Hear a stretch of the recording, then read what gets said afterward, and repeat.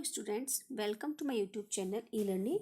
Today we are going to discuss fourth couplet of Rahim from class 9th और रहीम दास जी के दो है.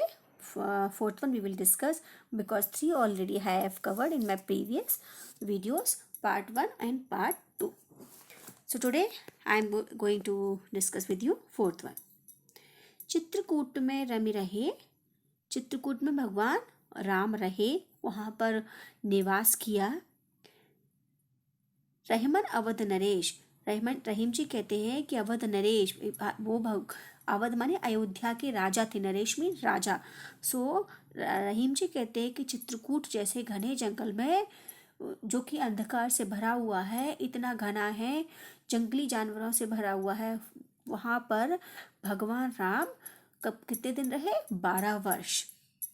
जा पर विपदा पड़त है, जिस किसी पर भी परेशानी आती है, सो आवत है देश. आपको ये लग रहा होगा कि इसका मीनिंग है कि वो इस देश में आके, इस जगह में आके रहता है. एक्चुअली इसका जो मीनिंग है वास्तव में वो थोड़ा सा अलग है. वो क्या कहना चाहते हैं कि भगवान राम तो इतने भगवान ही थे, महान थे, भगवान थे, उनसे बढ़कर हम क्या बोल सकते हैं उनके लिए. और वो एक राजकुमार थे, फिर भी जब उन पर परेशानी आई तो उनको ऐसे घने जंगलों में आके रुकना पड़ा. ठीक है, जो कि जंगली जानवरों से भरा हुआ है, राक्षसों से भरा हुआ है.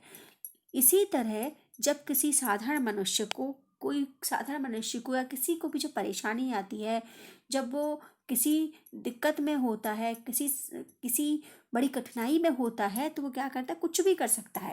वो कोई सा भी कठिन से कठिन काम हो उसे करने को तैयार रहता है. Now I will explain it is in English. So Chitrakoot में रमे रहे Rahiman Awadh Naresh.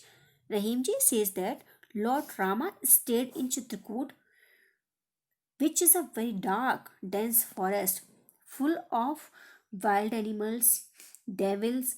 When he went to exile, he spent 12 years of time. He went to exile for 14 years. Out of that 12 years, he spent in Chitrakoot itself. Being a prince, God, he faced many trouble in his life. So, Rahimji want to say that when a person is in trouble, can do anything, even how difficult task is there, he does that one to face those difficulties, to come out those problems. Okay, now fifth one we will discuss. दीर्घक दोहा अर्थ के आखर धोरे आहे.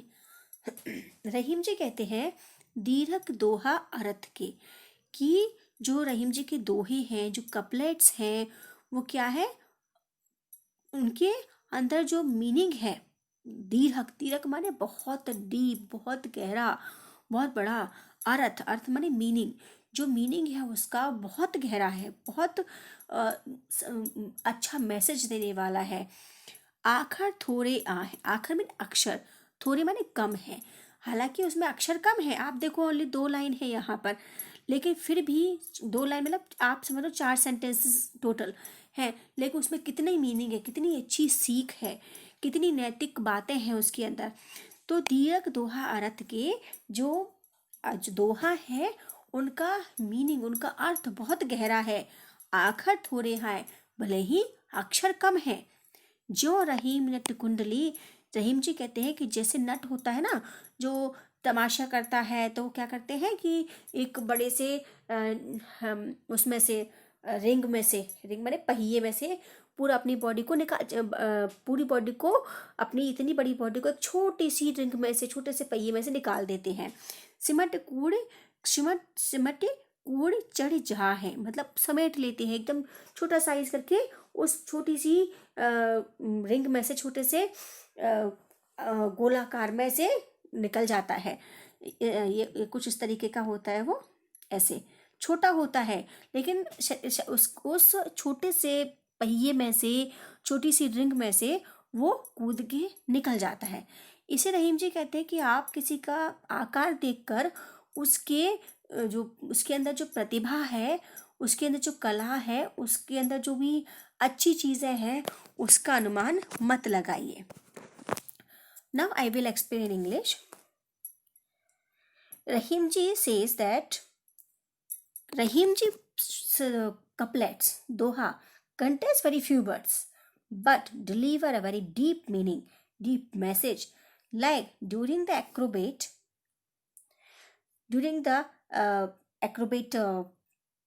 games, while passing through a ring, he compresses his body completely and appears very small. So, meaning is that seeing a shape of something, we should not judge his talent. Okay, so the meaning is that by seeing somebody's shape, size, we should not predict about himself. He cannot do anything. His shape is like that. His size is like that. What he will do? No.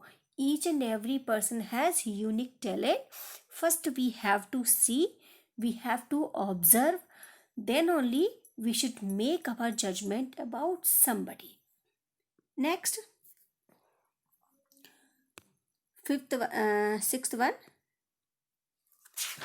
धन रहीम जल पंक को लघु जिय पियत अघाय उदत बड़ाई कौन है जगत प्यासो जाए. धन रहीम जल पंक को, इसका मीनिंग क्या है? धन्य माने धन्य.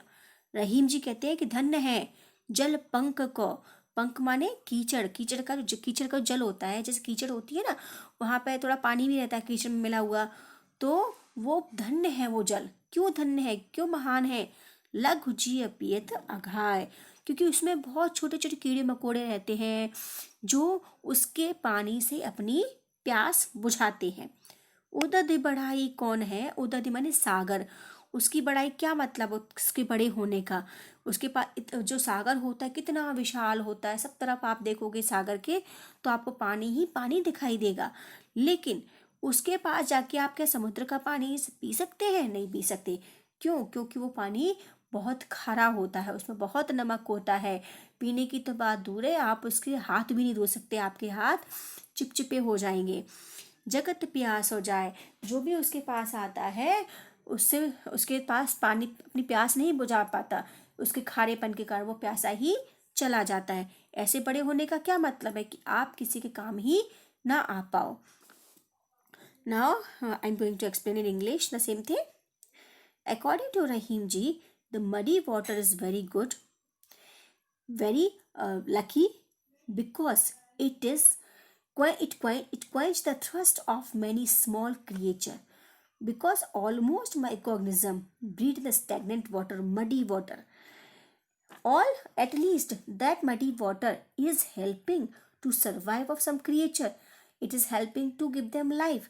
But the sea, having a huge amount of water, is not able to do so, because its water is very salty and cannot be drunk by anybody. So the meaning is that though you are rich, you are powerful, it is waste if you can't help anybody.